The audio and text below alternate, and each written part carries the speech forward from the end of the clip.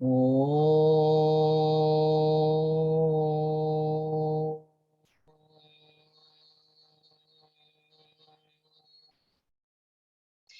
Om Brahmanandam Paramasukadam Kevalam Jnanamurtim Dvandvatitam Gagana Sadrisham Tattvamatsyaadilaksham Ekam Nityam Vimalamachalam Sarvadhi Sakshibhutam Bhavatitam Trigunarahitam Sadgurum Tam Namami.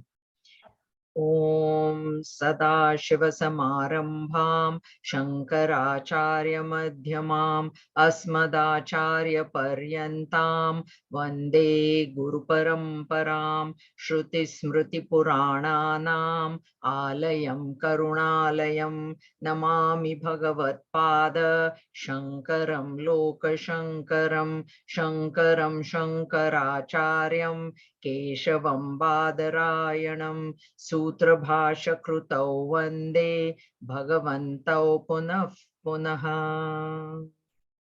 Om Samastajana Kalyane Niratam Karunamayam Namami Chinmayam Devam Sadgurum Brahma Vidvaram Sadgurum Brahma Vidvaram. Om Sahana Vavatu Sahanau Bhunaktu Sahaviryam Karavavahai Tejasvinavadhitamastu ma vidvishavahai. Om Shanti Shanti Shanti. Harihi Om Shri Gurubhyo Namaha. Harihi Om. Om Sarva Vedanta Siddhanta Gocharam Tamagocharam Govindam Paramanandam Sadgurum Pranatosmyaham Sadgurum Pranatosmyaham. Everybody, Hari Om everybody. We are on the very last portion of the text, beautiful text. And Bhagwan started off as his blessings to the guru, to the disciple who has realized, but he has now gone into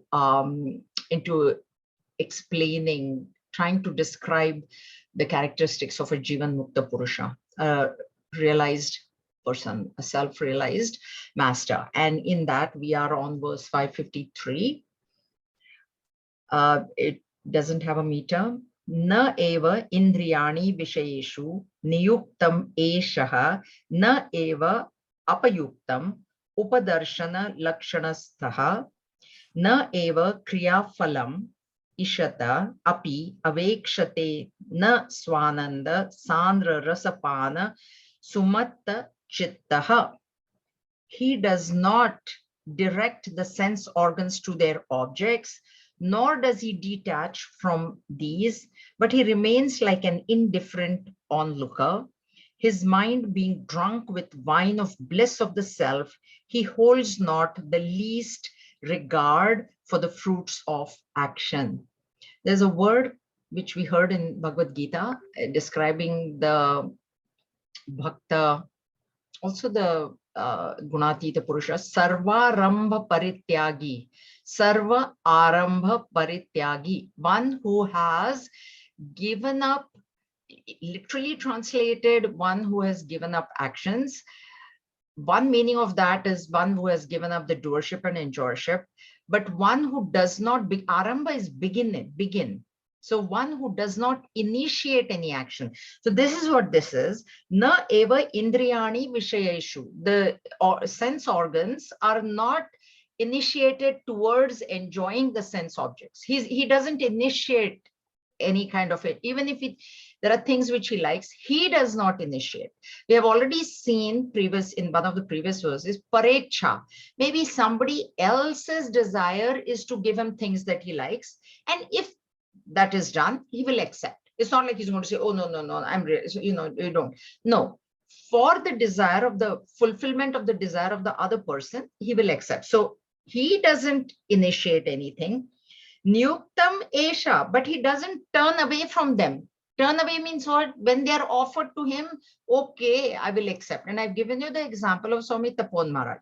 He would be wandering up there, and then in the winter he will come down, then his rich devotees will give him everything. Silver thali to eat in, slippers, clothes, whatever, right? But when he walked out, he just walked out as he had walked in. That was his specialty. So that is the realized master. Like, he doesn't go looking. He will not ask, oh, you give me silver thali. Oh, this is what I like. Make this, make that. He doesn't initiate. And then he remains like an indifferent onlooker, is a witness, sakshi. So he remains as a witness. That is how we are also told to be a witness of whatever is happening outside, whatever is happening in our mind, whatever is happening with our body, which means that we have separated ourselves from the body, mind, and intellect. And so we see, okay, this thing that I like has now come my way. Okay, I can accept it. What we do is, not only do we initiate things that we like, we also initiate the opposite, like running away. Also we initiate. And when the things that I like come, I have spriha. I have a longing for it to be repeated. That also I have. When will this happen again? That he doesn't have. So he doesn't withdraw, he doesn't engage. And whatever comes to him, he accepts. And then next moment he forgets. So next day, it's not like, oh, yesterday they brought me this thing. Now, are they going to bring me today? No such thought. Na eva kriya phalam. So he's just observing the actions also that are happening through him. He's observing. So he has got nothing to do with the result, because he is not doing the action either. The one who thinks that he does the actions will have everything to do with the result. But the one who knows, this is not even thinks, he knows that these actions are happening because of my prarabdha karma, because of the gunas, for whatever reason, I am not doing them. So I've got nothing to do with the result. Na kriya phalam ishata. He desires. Ishata is he doesn't desire. Why? Because he has not initiated.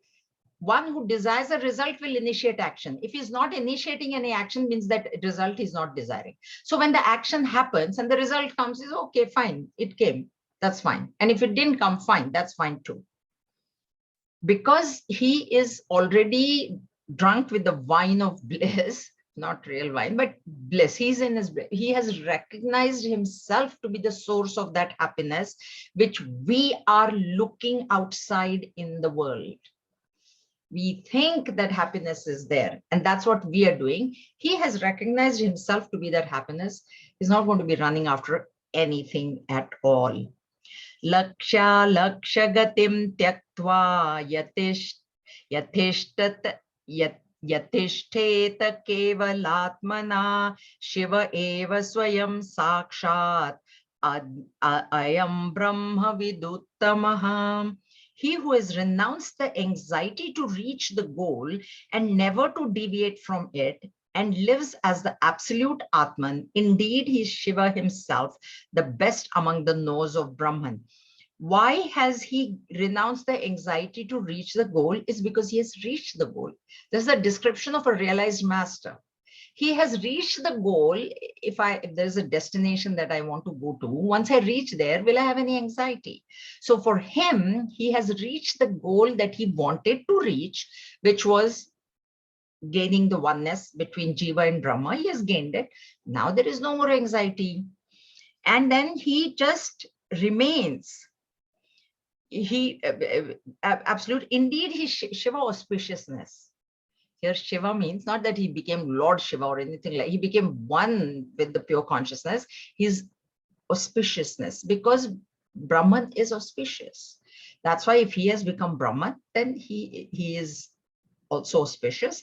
And Brahma Vidu, I've explained this to you, Brahma Vit Vara and Brahma Uttama. Brahma, this is the best, means this is the Jivan Mukta Purusha is talking. When we say Brahma Uttamam, Uttamam is the best.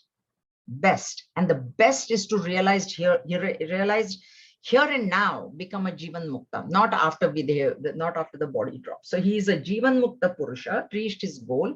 Absolutely, there is no anxiety for any other thing now. That was his goal. Jivaneva sada muktaha kritartho brahma vittamaha upadhinashad brahmaiva san brahma peti nirdvayam. The perfect knower of Brahman, Brahma vittamaha, becomes eternally free even in this life and is fulfilled. He merges with the non-dual Brahman, which he had been all along through the destruction of his limitations. The perfect Brahma with perfect knower means one who has attained his oneness. There's nothing to know. You cannot know Brahman because Brahman is not an object. To know Brahman is to become Brahman, and he has become. Now, once he has become, Kritartho, kritakritya means what? Whatever is to be done is done. Whatever is to be achieved is achieved. There is nothing more to be done. There is nothing more to be achieved. We always feel there is something I should do, something I should do, something. There is no more that this thing. Even in this life, and so even in this life means he is Jivan Mukta. While living, he is free. While living in this body itself, he's free. Now he merges with the non-dual Brahman, so he's non-dual. It's like a drop merging with the ocean. That one finite drop now has become the infinite ocean. Once it merges with the ocean, it is the infinite. Nobody says, oh, this is the drop that fell. No, now that verse also will come. A finite little raindrop becomes the infinite ocean. The finite individuality, realizing itself to be the infinite, becomes infinite, which he had been all along. This is very important. That's why I've also told you before. See, for us, we need liberation because I think I'm bound. I'm actually not. Nobody is actually bound. Nobody is. But that is deluded thinking. When I think that I am limited, because I consider myself to be the body, I'm limited, I'm finite. And even now I'm actually free, but this wrong notion is there. And that wrong notion has to be removed. And that is what in our stage of ignorance right now, we think that I have to be liberated from this bondage. The bondage is not really real. If it was really real, and I have told you the meaning of really real is that which doesn't change in the 3 periods of time, how could it have gone? Think about it like that. If the bondage was really there, it can never go away. But we see that in so many masters, it has gone away, which means it wasn't there in the first place. It was our deluded thinking, which made us think that I am bound. Therefore, he says here, which he had been all along, even right now, we are all liberated. We are free. But I don't think like that. Therefore, then mukti becomes essential. Liberation becomes essential. And then therefore, we have to do karma yoga and all that. Okay. San Brahma Peti Nirdvayam. The Brahman is beyond dualities. Advaita it is. Nirdvaya is Advaita. One, he has become one with Brahman. Okay. Because I feel that I'm bound, I think that mukti is the goal. That's what I think. And that is what the scriptures and the studies are all meant for us to realize what our incorrect thinking is. That's it. That's it. It is not meant to tell us that I am pure consciousness. It is not. It is only meant to tell us what we are not. And pure consciousness is always there. Shailusho vesha sadbhava abhavyayoscha yatha puman tathaiva brahma vicheshtha sada brahmaiva naparaha. Just as an actor, whether he wears the dress of his role or not, is always a man, so too, the perfect knower of Brahman is always Brahman and nothing else. Now he gives an example. So he gives the example of an actor, a stage actor, who goes and today on the stage, he is a king. Next day, the other drama, the director made him a beggar. And the third day, the director made him something else, unemployed. In one drama, he was employed. Another one, he was unemployed. One drama, he was rich. One drama, he was poor. And he's wearing all these different roles. But does he change as a man? Originally, he was a man. He was an actor, actress also, whatever. He goes and plays these various roles, but he himself always is the man. That way, this realized master always was Brahman. We are Brahman. We are even now, we are Brahman. But now I have given reality to this role that I'm playing. What is the role? I'm a female, I'm a mother, I'm this age, I'm that sentimental, I'm that, all these things, these are the garbs that we are wearing. That's why these garbs change. Today, I'm a very angry person. Tomorrow, I might be very quiet. So angry is not real. If it was real, it should never go away. Then I should be angry throughout my life. But I'm not. I should be happy throughout my life. I should be sorrowful throughout my life. But it doesn't happen like that. That's why those roles that are changing. That's why the actor, this thing is given. Example, that actor will have different dramas to act in, or different movies, and different movies will have different roles for him. Like we have, we go to work, then we become an employee, then we'll become an employer, then we go to school, we are somebody's mother, then we go there, then somebody's friend, somebody's enemy, some organization, I'm the president, some other organization, I'm a bookkeeper, some other organization, I'm a volunteer. So all these roles we are playing, but does it change me as Jaya? It doesn't change. That's what he's saying here, that Brahman we are. That doesn't change. And you go on playing all these roles. As long as we know that this is a role to be played, and the role always has to be played to the best of our ability. That has to be remembered. Whatever role that we are put in should be played to the best of our ability. We shouldn't think that, oh, I'm Brahman, this is just an illusory role, so I won't play it properly. That shouldn't happen. Okay. Yatra kwapi vishirna sat parnam iva taror vapuhu patanat brahmi bhutasya yatehe prageva tachid agninam dagdam. The body of a sannyasin who has realized Brahman may wither and fall anywhere like the leaf of a tree. It matters not, for it has already been burnt in the fire of knowledge. See, we have this in Hindus, we think if I go die in Kashi, I mean, it is said that if you die in Kashi, then Bhagwan Shivji will himself come and give you the mantra at the end, and you will realize, which is, it's just for us only, like ignorant people. But the body of his sannyasin means a realized master. So the topic is going on of realized master. His body is already burned, not physically burnt, but in his mind, the body has been falsified.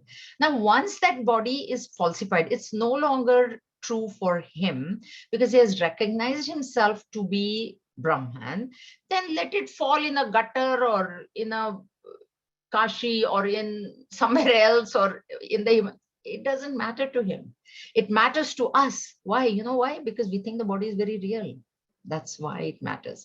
It doesn't matter where you die. It doesn't matter, because the body can fall. Just like the leaf falls off in autumn, and we see it very clearly in this country. When autumn comes, the leaves are very, they're falling down, and there's no pain to the tree and the leaf can fall anywhere. It'll fall, in a gutter, or on a car, or on the road, and the car might go over it, or it doesn't matter. The tree, does it matter to the tree where it falls? Because that thing has been falsified. Same way the body has been falsified for the realized master. So no matter where it falls, it doesn't affect him in any way. Sadatmani brahmani tishtato munehe purnadvayanandamayatmana sada na desha kala dyuchit pratiksha tvangma savitpinda visarjanaya. The sage who is firmly established in the eternal reality, Brahman, and infinite non-dual bliss, depends not on the usual consideration of place, time, etc., for giving up this bundle of skin, flesh, and filth. Filth, underline the word, filth. The body is nothing but filth. I told you many times, you open the skin, nobody will look at us. Nobody. The person who says, I love you so much, just remove the skin. That's it. That person is never going to look at you ever. So the body, which is just skin and flesh and bones and marrow and urine, fecal matter, we consider it to be so real. And so therefore, where it falls is very important to us. But to the realized master who has falsified the body, it doesn't matter. He knows it's a bag of garbage. It can fall in garbage or it can fall somewhere else. It doesn't matter. Okay? Because he's firmly established in the eternal. Once you get it, you know, that's why Bhagwan in Bhagavad Gita has said many times, or in 15, he says, Yad gatva na nivartante. Once you come to me, Arjun, you will never go back. This is what it is. That eternal, it's a place of eternity. You never return to this mortal world. You never return to the deluded thinking ever. So even while you're living, you will never have the delusion of, oh, am I the body, mind, intellect? Or delusion that of thinking that I am the body. Even the thought will not come to the realized master. So it doesn't matter to him. So it depends not on the usual consideration of place. Means he doesn't think that I should go die in Kashi or I should go die here in a good place, bad place. Nothing. It doesn't matter to him. Okay. For giving up this bundle. So he can give it up at any time. And he knows wherever this body is to fall, it will fall. What does it matter? It doesn't matter to me. It doesn't even exist for me. Why should it matter where it falls? Dehasya moksho na dandasya na kamandaloho avidya hridaya granthi mokshaha yatastataha. For giving up the body or the staff or the water bowl is not liberation. This is why now Bhagwan is explaining what actual liberation is. Liberation is the surrender, what word do you have there? What word do you guys have? Asundering. Asundering. Oh, okay. Asundering of the heart's knots, which are constituted of ignorance. Okay. So what Bhagwan is saying here is that's why I realized master is very difficult for us to know, because just because a person is wearing orange and holding a staff, you know, there's that danda, there are Dandan Swamis, they hold that staff.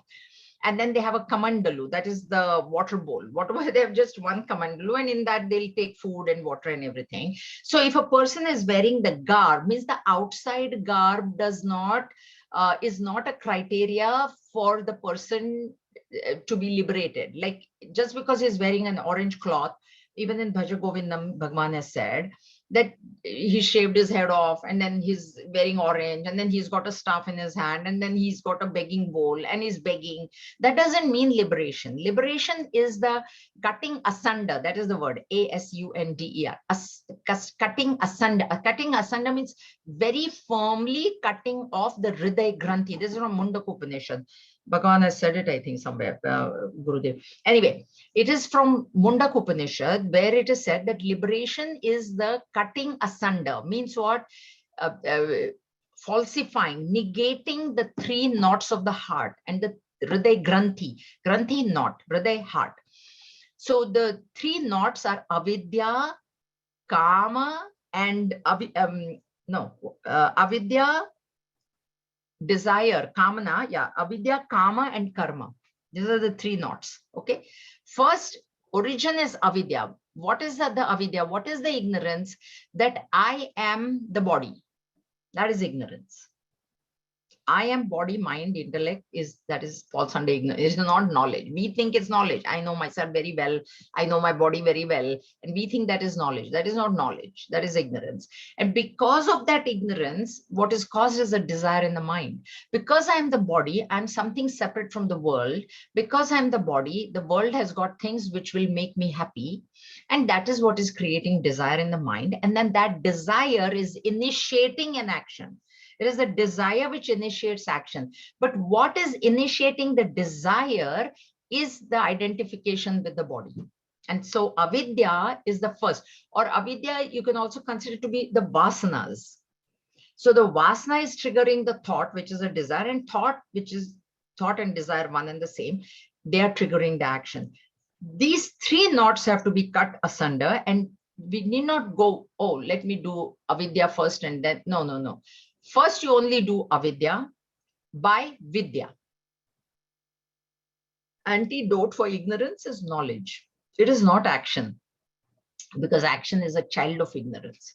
So you go on doing thousands of actions, it is not going to give you liberation. That's why in the first verse of Bhaja Govindam, nahi nahi rakshati dukran karane. He sees this person memorizing the dhatu part at age 82. There's not the time to memorize.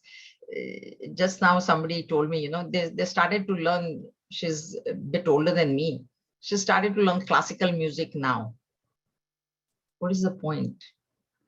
There's no point. Because why? You know what? It is not going to take the fear away from your mind. It is not going to take the fear of death away from your mind. Instead of that, actually, this also happened. So in the senior center, on Wednesday, there is the line dancing goes on, and the teacher is there. So when the class was finished and I was also locking up, she was sitting, she was not waiting, but she was there, and she said, "Oh, Jaya, will you come with me in the elevator?" I said, "Yeah, sure, I'll take one." Then she said to me very honestly, she said, "I'm claustrophobic. I'm afraid of going in the elevator by myself." I said, "Okay, no problem. I'm here. Not a problem." Then in the elevator, she said to me, previously I was not afraid, but I think what happened was one day she got stuck in the elevator in some building, and that created a fear in her mind. And then she said, what I'm actually doing is I started going to church, she said, and that is helping me. I said, "Very good, excellent, you must go to church." Then she said, "Oh, do you believe in God?" I said, "Absolutely, I believe in God." See, you have to talk to them at their level. You can't just start with, I said, "Absolutely, I believe." She said, "Do you believe in the same God that I believe in?" I said, "What God do you believe in?" She said, "I believe in the God who has created this entire universe." I said, "Absolutely, I believe in the same God. Absolutely." I said, same, absolute. So she said, "It helps, to remember God." I said, "Absolutely, that's what you must do. When you're afraid, you remember your God. It's okay." She thinks there's her God and my, it's okay. It's okay. At least she has gone to God. She has gone Godward, not dogward, not going down. And she said, "It helps me with the fear." I said, "Absolutely, it'll help." So we had a great conversation in that one floor. And I said, "No, you must go to church, and you must." Another friend of mine told me, "I talk to Jesus." I said, "Absolutely, you must continue your dialogue with Jesus. I also talk to God. You must talk to him. You must." That represents faith. See, when the person is talking to somebody whom we have never seen, may it be Jesus, may it be Allah, may it be Krishna, may it be anybody, it is faith that I am talking to God. And then that faith is what is removing the fear. Because she said to me, she said, I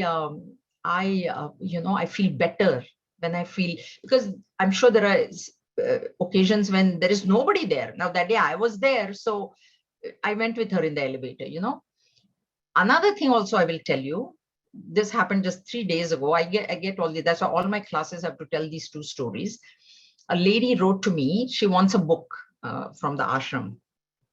And I said, "Okay, I'll check and tell you on Saturday." Then she was talking to me on the phone, and she said, and she's got degrees in mathematics, which I have never heard those degrees.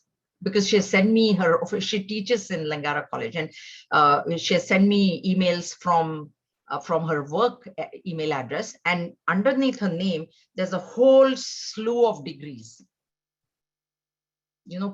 A PhD. She's of course a PhD, but that at least I knew. But these are these other degrees which I don't even know. So she said to me, she said, "Jaya, I have studied so much of mathematics. Now I came to know that she's a mathematics professor." I did. Because PhD can be anything. Like, how do I know? So she said, "I've studied so much mathematics, and you know what? Now I think." I said, "What do you think?" She said, "Instead of studying mathematics, I should have studied Vedanta." These are her words, not mine, not mine. She said, instead of that, I should have studied Vedanta." She was in Calgary when you had your yajna with Swami Prakash. She's a devotee of Swami Prakashananda. He was in Calgary before COVID, and I think she stayed with Abhimanyu actually. So these are her words. I studied so much mathematics. I should have studied Vedanta instead. Then I remembered, nahi nahi rakshati dukran karane. Bhagwan, 1200 years ago, he said, all this external knowledge, material knowledge is not going to help you at the time of death. What will help you is only this knowledge. Okay? So liberation is the breaking of these knots. And the knot not to be broken is avidya. That's the original. That's it. We need not worry about the desire and the action. They will automatically get dissolved once your ignorance is removed of who you actually are. Now, an example he gives. Kulyaya mathanadyam va shivakshetrepi chatvare parnam patati chetentaroho kim no parnam patati chetena taro kim no shubha shubham. If a leaf falls in a stream or a river, in a place consecrated to Shiva or at a crossroad, what good or evil will it bestow upon the tree? So again, this tree example comes when the leaves fall. They can fall on anything, but what does it matter to the tree? There's a story also which I read. I think I don't know. Maybe recently only I read it. So there was a guy, a thief, whom the tiger was chasing. And he ran and ran in the forest, and ultimately he climbed up on a tree. It was night time. He just saw the tree, climbed up, and the tiger just waiting down there for him to come down. So he said, I'll better stay on the tree. Now what to do? If I fall asleep, I'll fall from the tree. So I have to keep awake, because he knows that the tiger is down there. So what he does is, as a means to keep himself awake, he starts plucking the leaves from that tree. And of course, now he has to throw. Now he plucks, throw. So it turns out that that tree was a bilva tree, the bilva dala it was. And underneath the tree was a shivlinga.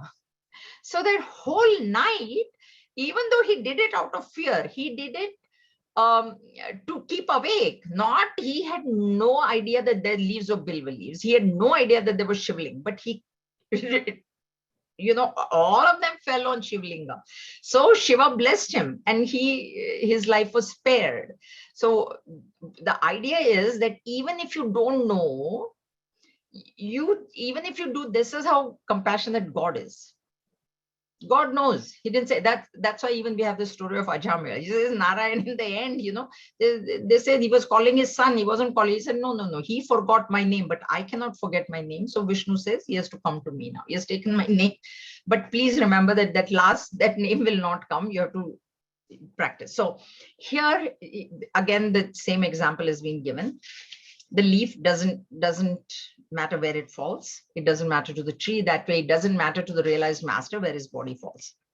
Patrasya pushpasya phalasya nashavad dehendriya pranadhiyam vinashaha naivatmanasvasya sadatmakasya ananda krite vrikshavadasti chaishaha.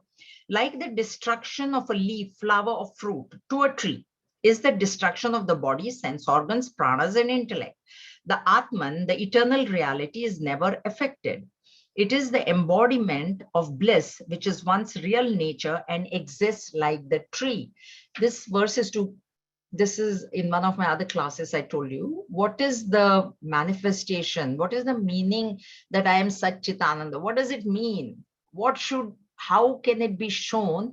The manifestation of Sat is fearlessness. This is what this is.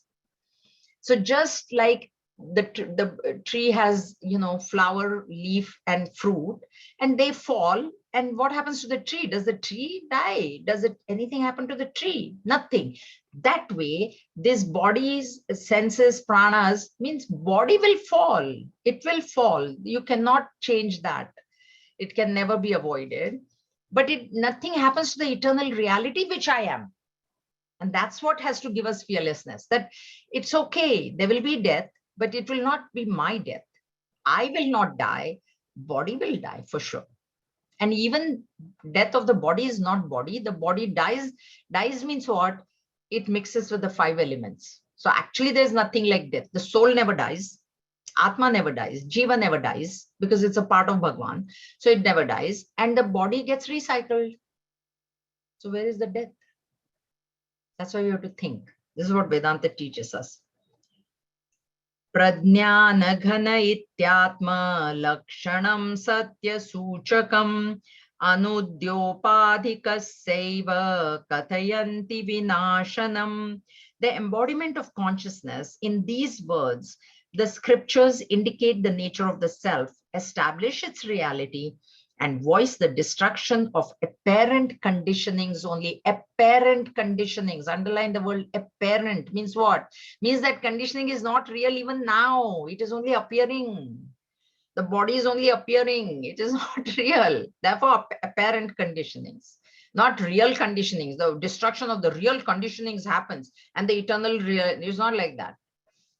Because they are apparent, they drop. They can be falsified. If they were really real, they could never be falsified. Pradnyana ghana is a word used, a homogeneous mass of bliss. Pradnyana ghana or consciousness. Pradnyana it is. Prakarshena jnana and ghana. Ghana is very dense. Ghana. So it's a dense, homogeneous mass of consciousness. It's a dense, homogeneous mass of existence. And it's a dense, homogeneous mass of ananda. And all these 3 words are one only. It's not like there are 3, separate parts. It's the same. Pradnyana ghana ityatma lakshanam satya suchakam. That is what is real. That eternal consciousness, existence, bliss is satya suchakam. That is what is real. This is what the scriptures are. Suchaka is to indicate. Scriptures are indicating, Vedas are indicating that that is real. And these apparent conditionings, they will get destroyed because they are apparent. That's why. Okay. The voice of destruction and voice the destruction of the apparent conditionings only. So when they talk of the falling of the body, body is apparent. So that's why, and I told you, it is not even really dying. It is getting recycled. That's why recycling is a very important word that we should remember. Okay. Now, from the Shruti, he quotes, Avinashi va areyama atmeti shrutiratmanaha prabravitya vinashitvam vinashatsu vikarishu. Immortal is this Atman, my dear. Brihadaranyaka Upanishad. He's given that in the notes. This passage from the scriptures speaks of the immortal in the midst of things finite and subject to modification. Prakriti is finite and subject to modification. In that Prakriti, Atman is the only immortal thing. In our chart, only Om. All other alphabets that Gurudev has written are finite, starting from the V, Vasanas, BMI, PFT, OET. Everything is finite and mortal and changing because it falls under Prakriti. Om is the only thing which is beyond Prakriti, and that does not modify. It is the changeless substratum upon which all the changes are happening. And it is because of that substratum that I even know that the changes are. How do I know that my body has changed? If I also had changed with the body, I would never have known that my body is changed. Don't I know that there are so many things which I could do before and now I can't do? It's because of that unchanging. And I am that. Our problem is I think I am this changing body. That's why I get upset. When the body can't do things, I get upset. Nothing to get upset about. Pashana, Vraksha, Trana, Dhanya, Kadanga, Karadya, Dagda, Bhavanti hi Mrudeva Yatha Tathaiva, Dehendriya Sumana Adi Samasta Drishyam, Jnanagni Dagdha Mupayati Paratma Bhavam. Just as stone, tree, pashana, vraksha, trana, grass, straw, grain, husk, etc. are reduced to ashes when burnt, so too the whole objective universe, comprising the body, sense organs, pranas, mind, etc., are reduced to the supreme self when burnt in the fire of knowledge. Underline the word reduced to the supreme self. That's what I was telling you. It's recycled. He's not saying this getting destroyed. Okay. So again, an example that they get burnt in fire, all these things, stones, trees, straw, grain, husk, etc., etc. I mean, anything that is put in fire is burnt. Now also mark the words, so to the whole objective universe comprising the body. This is what I've been telling you all the time. People think this is me and then this is the world. People, we have to get used to the idea that this body is also the world, falls under world. It is Prakriti. This is what this is. See, words we just read, but you have to think like whole objective universe comprising the body. Underline that. That's what I've been telling you, right? It's very easy for us to understand that this is me and then all this is world. So that everything is different from me. We have to understand that this body is also world. It's an object. I can see my body. I know the changes. I can see my mind. I can observe the changes. That means it becomes drishya. It is not drashta. It is not the seer. It is the seen. And whatever is seen falls under the purview of Prakriti. And whatever is seen modifies. And whatever is seen is inner. Chapter 13, Bhagavad Gita. Okay. So are reduced to the supreme self. Means they go back into the supreme. Because why do they go back? Because it's come from supreme self, na? How has the body come? From pure consciousness. Maya is invoked, becomes Ishvara. That Maya gives rise to the 5 elements, and the body has come from the 5 elements. And so it goes back to the 5 elements. Then where do the 5 elements go in Pralaya? During Pralaya, the 5 elements go back into Ishvara, into pure consciousness. That's why it is reduced to the supreme self. That's why it is recycled only. It is not destroyed. There's only recycling is happening. That's it. Okay. Vilakshanam yatha dhvantam liyate bhanu tejasi tathaiva sakalam drishyam brahmani praviliyate. Just as darkness, which is distinctly different from sunlight, vanishes in the sun's effulgence, so too this entire objective universe vanishes into Brahman. Vanishes into Brahman, not said gets destroyed. Nothing is an objective objective universe comprising the body. What is the objective universe? Body, sense organs, pranas, mind, etc. Etc. is this other objects, inert objects. First, body. This is the universe. This is going back into every tathaiva sakalam drishyam. All that is seen. All drishyam is Prakriti. Drishta is the subject, is the pure consciousness. Therefore, this drishta never becomes drishya. It never becomes the seen. It will constantly remain the seer. The mind becomes the seen. My mind, I can see, right? I may not be able to see your mind, and thank goodness for that, because God knows what everybody's thinking. I can't handle my own mind. You know, if I start finding out what other, I would go crazy. But my mind I can see, my thoughts I can see, my body I can see, my intellect I can see. They're drishya, they're prakriti, they're modifying, they're inert, and they're going to finally get recycled into the supreme Brahman. And also one more point here is Brahmani vanishes into Brahman. This is also for the Buddhist Shunyavadins who say that this world has come from nothing. This is also to indicate that there is Brahman. Because finally Brahman is not going anywhere. Everything is merging into Brahman, but Brahman is not vanishing somewhere or getting destroyed or negated. That is not happening. So that is also there. Ghate nashte yatha vyoma vyomaiva bhavati sfutam tathaivopadhi tathaivopadhi vilaye brahmaiva brahmavid swayam.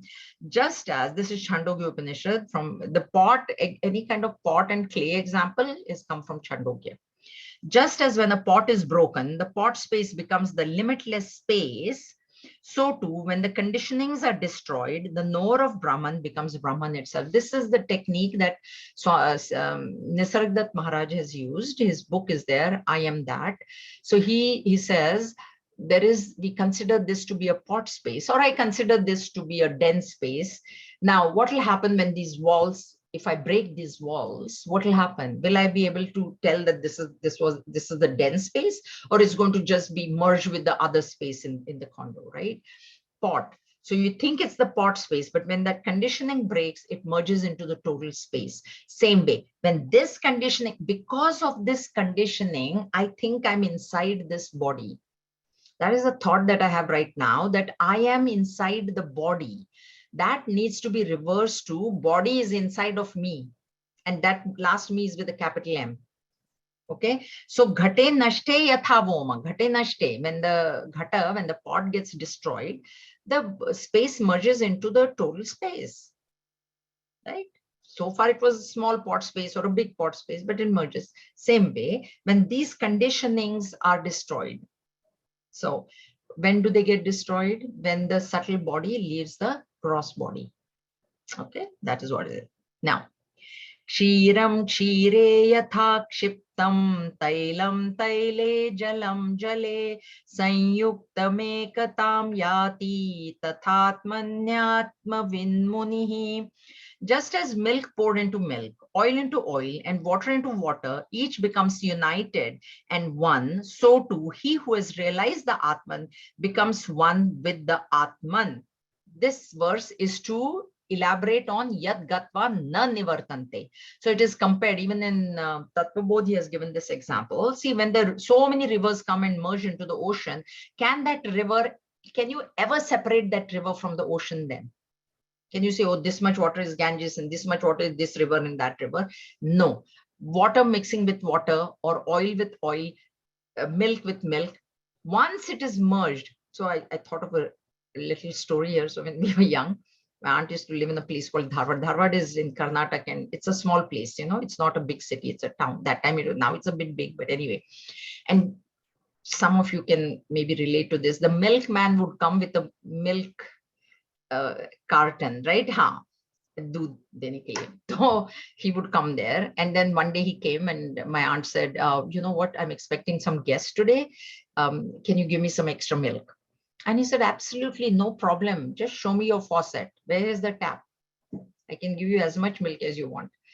Means you got to put, you can never separate it. That is the point here. Therefore, once you get merged into Brahman, you will never come back. Yad gatva na nivartante. Brahman Krishna has promised that in the Bhagavad Gita, that heaven you will come back, Arjun, but when you come to me, it is a point of no return. And this is what Bhagwan Shankaracharya is elaborating here by giving the example of water mixing with water, or oil mixing with oil, or milk mixing with any liquid. They mix with each other, they can not be separated.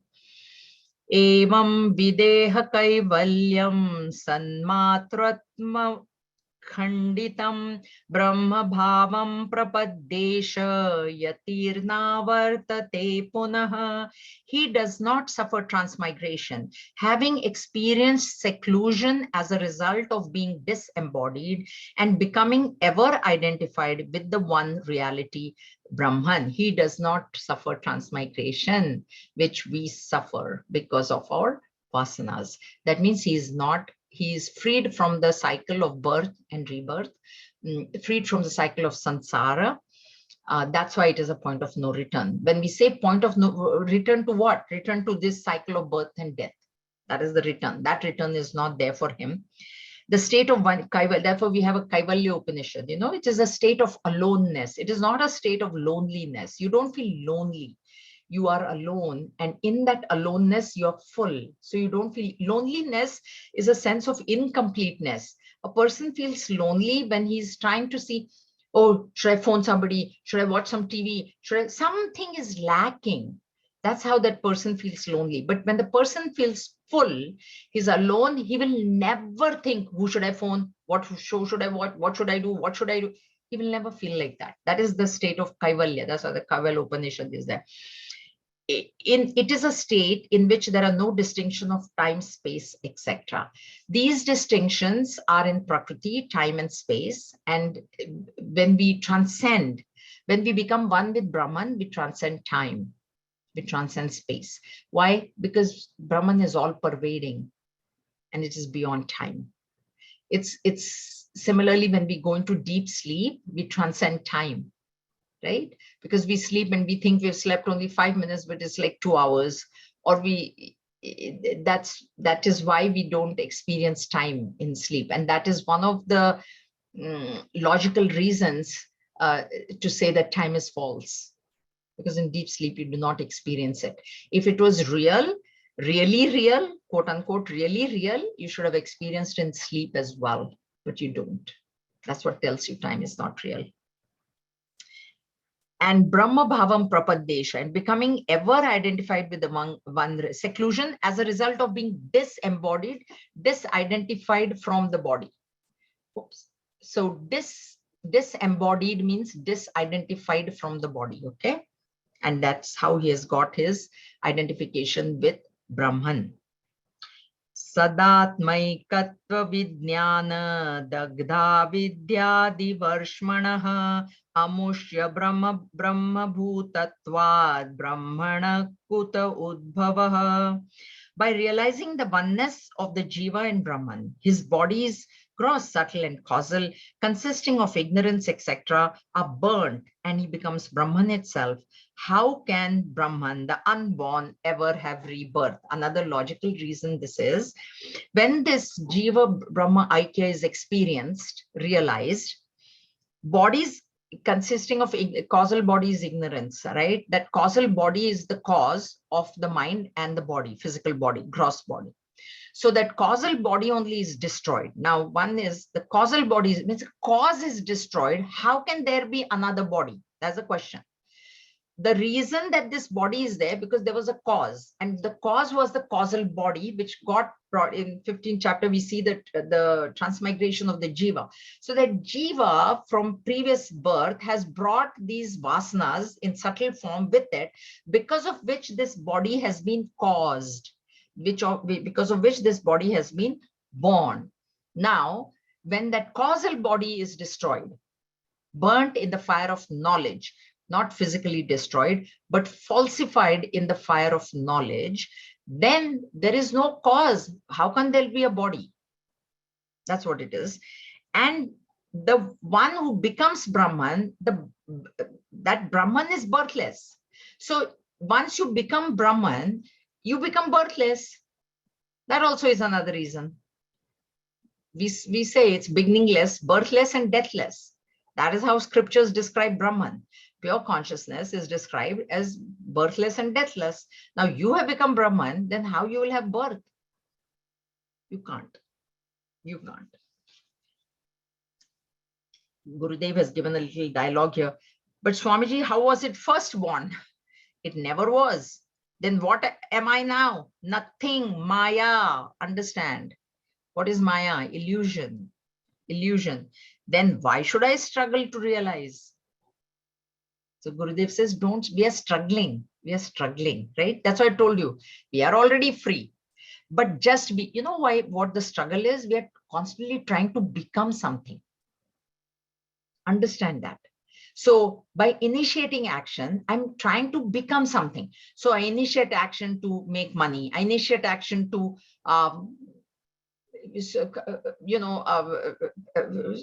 better the society, for various kinds, and all actions that are initiated are always for my own happiness. Atmanastu kamaya. Brihadaranyaka Upanishad says that every single action that a human being does is for his own self. Means for my pleasure, I do that action.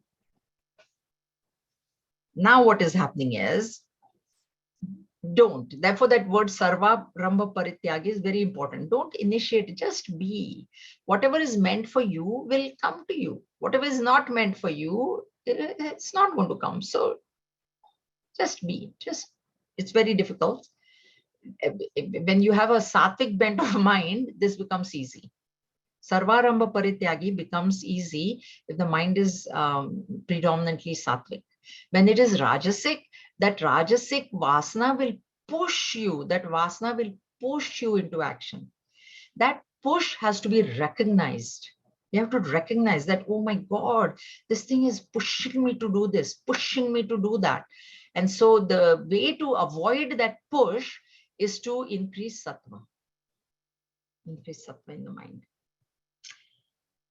Let's just quickly do 570, so we'll be done. Maya klupto bandha moksho nastaswatmani vastutaha yatha rajjau nishkriyayam sapabhisa vinirgamau. Maya conjured a bondage and liberation do not really exist in the reality oneself, just as the appearance and disappearance of the snake are not in the rope, which undergoes no change. And I told you long time back that rope and snake example should never be let go.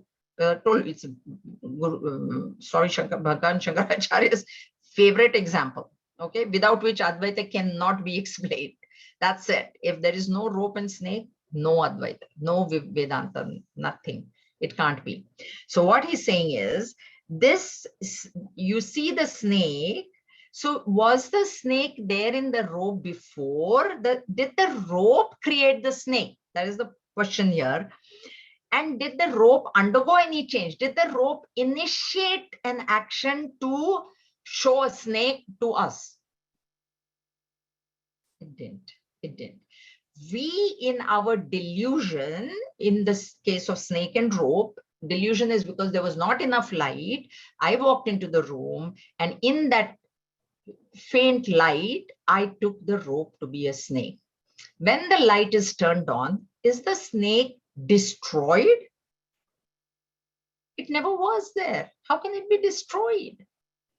Something to be destroyed, it has to be there first, but it never was there. It was Maya, it was an illusion. So it was only falsified, it was only negated. That's why these are the words we use. We never use the word destroyed.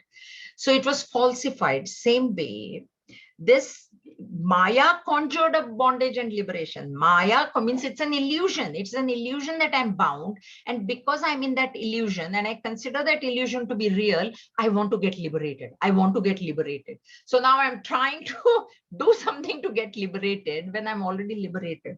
But you won't understand this until there's a lot of sattva in the mind. So sattvic mind only can get this idea very clearly. A rajasic mind is going to think, what do you mean? I should read, I should do more, I should do this, I should attend more classes. And it's not like that. Just be. Shanti se, aram se. Take life as it comes. Khel mein. Live life like that. So we have completed 570 verses. Yay! And it is 581. So 11 more verses. So definitely either next time or another Friday, probably next time I should be able to complete this text. Any questions? Anybody has any questions? I only have a big thank you. I don't know how to express the gratitude for having taken the time. It's in September. You started in 2.5 years ago now. I will tell you how I will tell you once I complete the text how you can express the thank you now that you brought it up.